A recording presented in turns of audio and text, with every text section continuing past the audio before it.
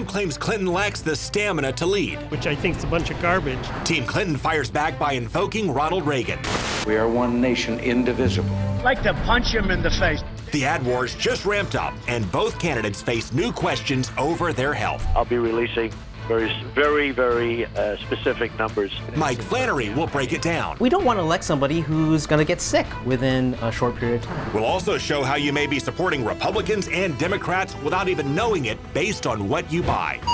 Wow. This is pretty crazy. And we have a ceasefire in Syria and hope for a breakthrough in the war on ISIS. Merissa and Russell will explain what's going on and how it hits home. This is Money, Power, and Politics. We'll start with a new attack in the ad war because the pro-Clinton super PAC is trying to beat Donald Trump with Ronald Reagan in a new ad that's hitting Florida airwaves. The PAC just spent $10 million on this. That black and white, we are one nation, indivisible. That Republican and Democrat, we are all Americans. I'd like to punch him in the face. Do you know what they used to do to guys like that? They'd be carried out on a stretcher, folks. You get the idea here, is trying to reach Republicans who revere Ronald Reagan and then turn them off of Donald Trump. And Reagan's choice of words do in fact clash with Trump, especially on issues like immigration. I've thought a bit of the shining city upon a hill. Our country is a total mess. And teeming with people of all kinds living in harmony and peace. They're rapists. For all the pilgrims from all the lost places. I will build a great wall. And if there had to be city walls, the walls had doors. I will make that wall impenetrable. And the doors were open to anyone with the will and the heart to get here. Remember, Reagan is remembered as an optimist at heart, while Donald Trump has run as a bit of a pessimist. And to that end, you can also compare Donald Trump to Jimmy Carter. We're in trouble. They're laughing at us, at our stupidity. Our neck is stretched over the fence, and OPEC has a knife. They can't get jobs, because there are no jobs. It is a crisis of confidence. We have no protection, and we have no competence. But while those comparisons apply to a certain extent, they can also be overdrawn. Remember, Reagan also said pessimistic things before he won and changed the direction and sailed off from his shining city on a hill. And like Trump, Reagan could also get quite testy and confrontational with hecklers. Oh, shut up. And while you can contrast Reagan and Trump, you can also compare them in ways that Democrats may not like. Remember, Jimmy Carter and his camp celebrated when Reagan got the nomination. They figured a guy known more as an entertainer and showman would not be taken seriously by voters. And of course, Reagan got the last laugh in their debate. There you go again. So Clinton and Trump's first debate is now less than 2 weeks away. And in another distraction for Hillary Clinton, former DNC chairman Don Fowler wants a contingency plan in case she's too sick to stay in the race. I think it's going to be used politically, and unfortunately I think it'll be used by Trump to say, oh, she's weak, she's not strong enough to be president, which I think is a bunch of garbage. Well, the Clintons and her supporters insist that she's fine, and Clinton will have a chance to demonstrate that after she releases more medical information and spars with Trump on the national debate stage. But some Democrats are still wringing their hands, just as Republicans did when Trump had an awful 3 weeks after the conventions. And that's our second big point. A lot of people have asked us what would happen if Trump or Clinton drop out before the election for any reason. The short answer here is that that won't happen. But if it did in some kind of crazy scenario, the party would have to start over. So Mike Pence or Tim Kaine would not step up to the top of the ticket. Instead, party bosses would have to reconvene, not necessarily a new convention, but they'd have to consider and vote on a new nominee. So Fowler is just saying the ground rules for that process should in fact be clarified. And at the very least, that kind of concern or hand-wringing or bedwetting or whatever you want to call it, it puts pressure not just on Clinton, but on both candidates to be more forthcoming about their health. And that's our third big point in the race. Both candidates say they'll release more information, and Trump will do it on Thursday with Dr. Oz. Let's hope Trump goes beyond the scribbled letter from one of his doctors declaring him to be unequivocally the healthiest individual ever if elected to the presidency. We don't know quite what to expect from Dr. Oz, though. He said he would ask Trump pointed questions, but then said that he will not ask him any questions that Trump does not want to answer. So In other words, I guess he may lob some very pointed softballs. I'm not going to ask him questions he doesn't want to have answered. I want to ask him pointed questions about his health. What if there's some embarrassing things on there? Well, I bet you won't release them. Okay, beyond the race, we also have some big developments in the war on terror. So we've negotiated the ceasefire in Syria. And in the second half of our show, Merissa and Russell will join me to explain what this means and where we go from here. We'll also drill into the growing threat of North Korea and what we can do about an unhinged dictator with nuclear warheads he wants to train on the United States. But first, we want to show you how you can connect with us on social media and with other apps that make politics a little easier to follow. And we'll start by showing you how your food choices may be helping Republicans or Democrats. That's tonight's Political Appetite. How big of a Democrat are you? I'm pretty big. From the days he worked for George McGovern to his Tampa house parties with liberal celebrities, We had Warren Beatty and his sister Shirley MacLaine. Vic DeMaio pours his life into the Democrats. This is obviously a cookbook not just for Democrats, but by Democrats. He even has party dinners for dinner parties. Oh, Claude pepper tuna salad. Yeah. He won't give a dime to the Republicans because he swore an oath. Being a member of the Democratic Executive Committee, it's kind of in our bylaws to, not support Republicans. But he's about to get a big surprise. And wow. We scanned his food and an app that matches barcodes to campaign finance records. Wow. Wow. This is pretty crazy. Turns out this big Democrat spends his hard-earned dollars on companies that give big money to Republicans. It's going to pay for Republicans that I'm fighting tooth and nail sometimes. We found most of the products in his kitchen lean right, from his soap to his chili to his Campbell's soup. You can give me his name and I'm sure I can go over there and send him a case of Campbell's soup. That's A.J. Matthews, a big Tampa Republican who carries the GOP banner with pride. Literally, we caught him taking it off the pole at the Republican convention and carrying it out the door. Yes, my sign. You know where he stands. I don't think I've given anything knowing to the Democrats. But we found he's bought some brands that donate a little more to Democrats. I've used Adobe products. From his New Belgium beer to the clothes on his back. So you've bought some Democratic suits? I have. But overall, his brands tend to be a little more balanced than what we saw with Vic. It's about 50-50. And some, like his Coke, gravy, and dog food, lean Republican. So I guess we can keep the dog. We found out how AJ and Vic's purchases compare to their politics with a free smartphone app called Bipartisan, developed by former Capitol Hill staffer Matthew Colbert. We could remove the labels and just provide people empowerment tools to be able to live more according to their values. It links popular products to their parent companies and breaks down political donations of the board, CEO, and employees.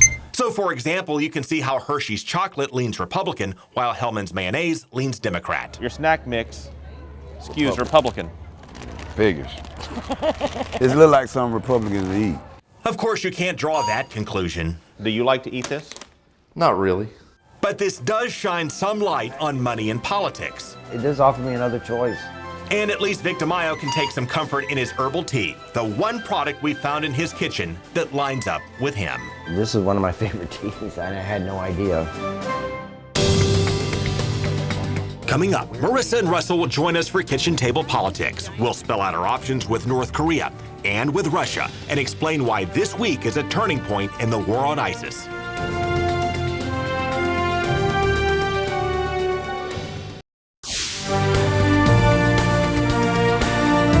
Okay, time now for Kitchen Table Politics tonight with Merissa and Russell. Thank you so much for joining us. Boy, we've got some big developments in the war on terror. And we have the United States and Russia trying to work together. How's that going to work out?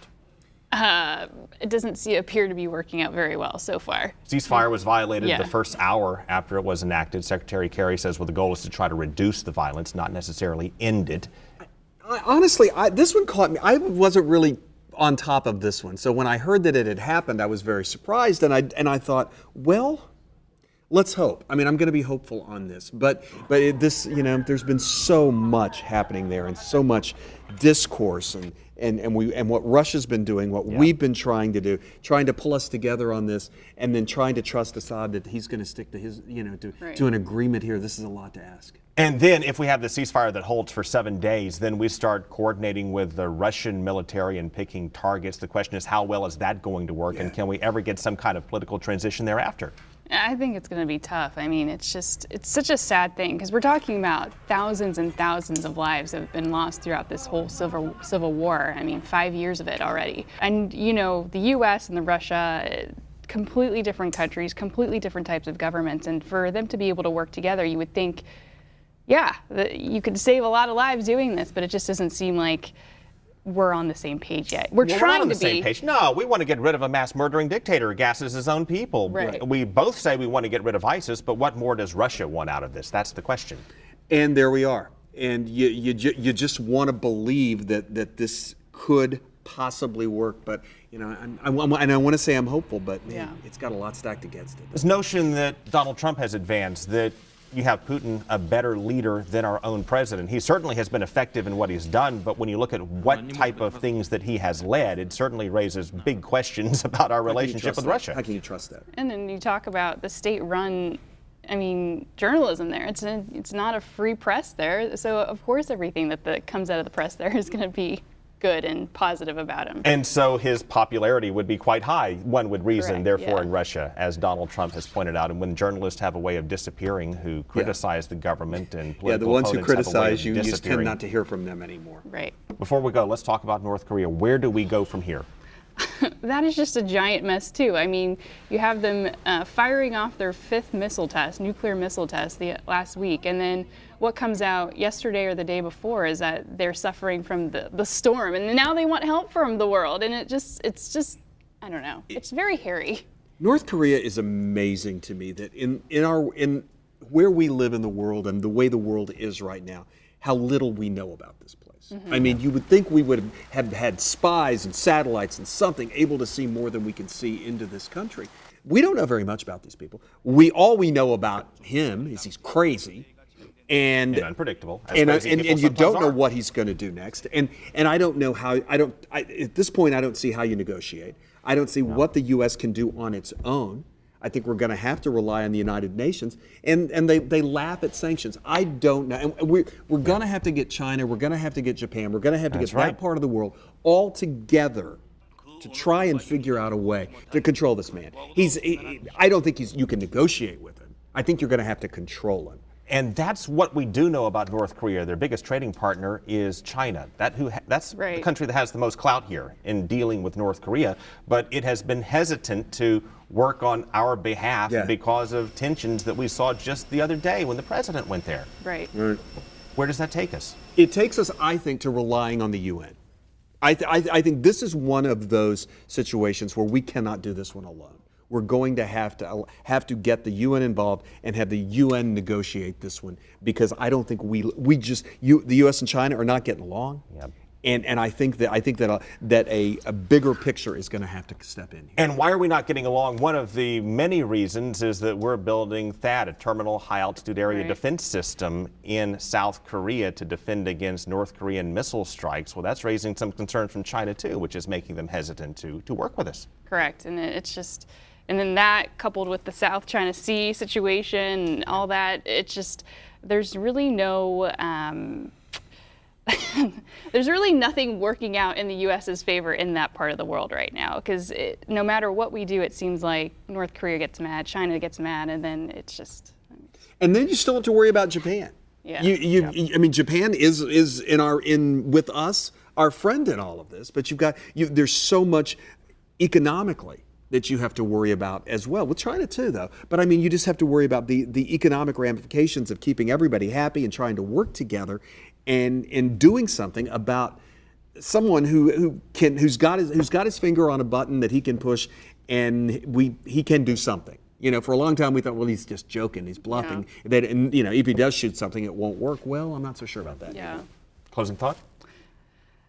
It's just going to be, I think it's a long road ahead. I don't think any of this is going to be a quick fix between Russia and North Korea. This is going to, Syria, I mean, this is all years and years, I think. It's taken years to evolve and build up, and now it's going to take years to take care of, if it can be. With Syria, I want to believe it's a good first step. Yeah. I want to believe that maybe something good could come out of this. We'll see in 6 days. Yeah, we will. Russell and Merissa, thank you so much for joining us. Well, coming up, we'll take a closer look at Trump and Clinton's health. What should voters have a right to see in their medical records?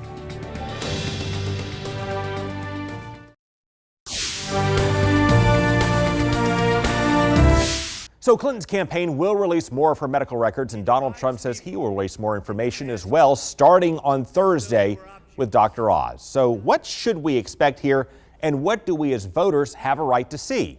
Mike Flannery maps it out. Simple walking pneumonia would not by itself be a health crisis for Hillary Clinton, but it has deepened a crisis of confidence in her campaign. Her running mate Tim Kaine tried to minimize the impact of Clinton seeming to stumble as she suddenly departed an event. She and I communicated pretty quickly, and I was struck by how immediate and responsive she was to me, but also how chatty and funny she was. Republican Donald Trump offered public wishes for Clinton's speedy recovery while repeating his earlier claims that, quote, something is going on with her health. I think it's an issue. In fact, this last week I took a physical, and I'll be releasing when the numbers come in. Hopefully they're going to be good. I think they're going to be good. I feel great. But when the numbers come in, I'll be releasing very specific numbers. The University of Chicago's Albert Wong said voters do not need to know some of the most intimate details in a presidential candidate's medical record, but he said candidates should disclose the health of heart, lungs, blood vessels, and brain function. So we want someone to score 100% on all of those things. And we don't want to elect somebody who's going to get sick within a short period of time. We want them to have at least a good term in office. So I think those are the reasons that we need their current health status now. Just because a candidate is in good health does not mean he or she will make good decisions, of course. But there is another reason the health issue is important in this campaign. No American election ever before has featured two major party candidates as old as Donald Trump, age 70, and Hillary Clinton, age 68. Back to you. And in modern history, no American election has ever featured two major party nominees as unpopular as Trump and Clinton. And tonight we have a mild surprise in some new poll numbers.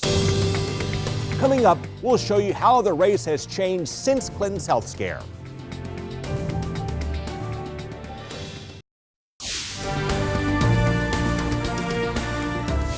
Well, the new Washington Post ABC poll shows Hillary Clinton leading nationwide by 5 points. So good news for Hillary Clinton, but you have an LA Times survey showing Clinton down by 3 points. Bottom line, the polls at this point are not fully in agreement. If you take an average right now, it, though, is very tight. Hillary Clinton leading by but 2 points. Donald Trump closing that gap with Gary Johnson checking in at 9%. Donald Trump has pulled off one big positive step for him. Hillary Clinton has lost her grip right now on the Electoral College. We will show you what that means with more polling later this week. Thank you so much for joining us.